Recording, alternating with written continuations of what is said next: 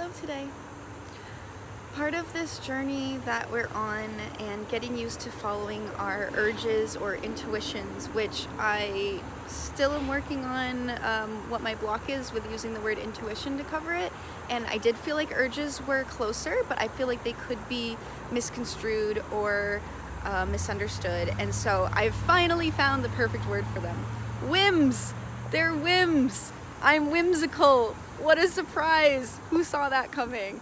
So, whims is what I'm going to call them now. So, following my whims, an example today, I went to go have my teeth cleaned, and they have this lovely, really healthy farm-to-table cafe there, and so I went and got a tropical turmeric smoothie and a keto cocoa stew, which was amazing and filled with kale and watercress and stuff like that. So I highly recommend it at Groton Wellness. And then the other thing is that obviously I'm not trying to eavesdrop. We all know sometimes you can't help it, you just hear things. And so I wasn't focusing on that, wasn't paying attention to the people's conversation near me.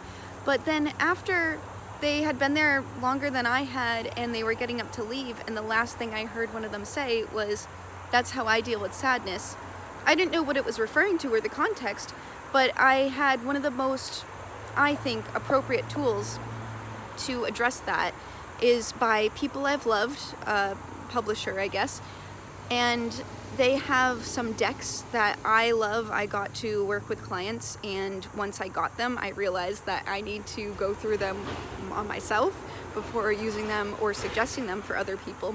So now that I've looked at a couple of the decks like Choosing How to Decide, and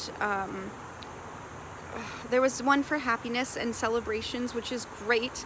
I also got the Sitting with Sadness deck. So I wrote down Sitting with Sadness, grief prompts by People I've Loved, and I ran out to the person who was, leaving, and I gave that to them, and they were very responsive and thanked me, and I could tell that I was slightly imposing, but it was an urge, it was a whim.